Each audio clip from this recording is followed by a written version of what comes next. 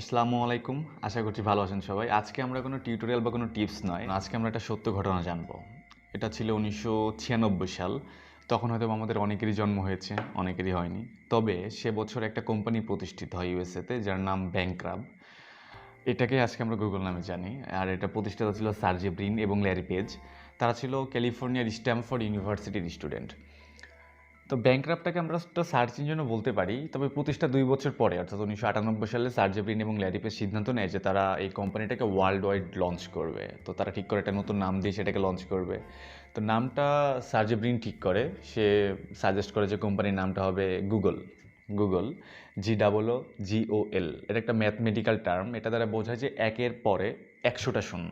অর্থাৎ আমি যদি বাংলাতে বলি তাহলে একের পরে ৩টা শূন্য দিলে ১,০০০, ৫টা দিলে ১,০০,০০০, ৭টা দিলে ১,০০,০০,০০০। এরকমভাবে আমি যদি একের পরে ১০০টা শূন্য দিই, তখন যে সংখ্যাটা দাঁড়াবে সেটা হচ্ছে গিয়ে ওয়ান গুগল। তারা হয়তো স্বপ্ন দেখেছিল যে বিশাল বড় একটা কোম্পানি হবে যেটার মূল্যই হবে এক গুগল।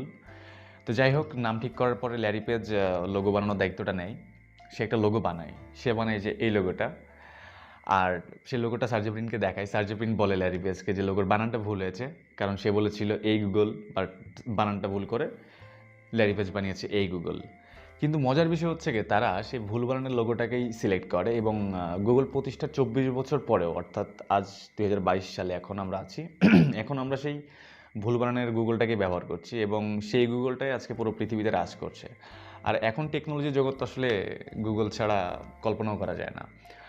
আর এই যে আপনি ভিডিওটা দেখছেন ইউটিউবে, এই ইউটিউবও কিন্তু গুগলেরই একটা কোম্পানি। আর ইউটিউব, আমি যদি আপনাকে একটা প্রশ্ন করি যে ইউটিউবের ভিডিও যদি আপনি ডাউনলোড করতে চান, তাহলে আপনি কীভাবে ডাউনলোড করবেন? আপনি হয়তো বা বলবেন কম্পিউটার থেকে, হয়তো বা কোনো সফটওয়্যারের নাম বলবেন, অথবা ফোন থেকে হয়তো বা কোনো অ্যাপস যেমন টিউবমেট আছে, ভিডমেট আছে, এরকম কোনো অ্যাপস দিয়ে আপনি ভিডিও ডাউনলোড করবেন। তবে এটা একটা ভুল সিদ্ধান্ত, কারণ এসব থার্ড পার্টি অ্যাপস বা সফটওয়্যার এগুলো আপনার ফোনের জন্য খুব একটা ভালো না। আপনি কিন্তু ইচ্ছা করলে আপনি ইউটিউবের থেকেই ইউটিউব থেকেই আপনার ভিডিওটা মেমোরি কার্ডে ডাউনলোড করতে পারেন। ইউটিউবের যে ডিফল্ট যে ডাউনলোড অপশনটা থাকে সেটা কিন্তু মেমোরি কার্ডে যায় না, বাট আপনি ইচ্ছা করলে ২-৩টা ক্লিক করে আপনি ইউটিউব থেকে সরাসরি মেমোরি কার্ডে ভিডিও নিতে পারেন। এই সম্পর্কে আমার একটা ভিডিও আছে, ভিডিও লিঙ্কটা আমি ডেসক্রিপশনে দিয়ে দিব, সেটা দেখে নিতে পারেন। আর তথ্য প্রযুক্তি কিংবা ফ্রিল্যান্সিং বিষয়ক এরকম তথ্যবহুল ভিডিও বা টিউটোরিয়াল পেতে চ্যানেলটাকে অবশ্যই সাবস্ক্রাইব করবেন। আর হ্যাঁ, ভিডিও ভালো লাগলে লাইক করবেন এবং যদি কোনো প্রশ্ন, মতামত বা জিজ্ঞাসা থাকে অবশ্যই কমেন্টস করবেন। আর ভালো থাকবেন সবাই, ইনশাল্লাহ আবারও দেখা হবে। আল্লাহ হাফেজ।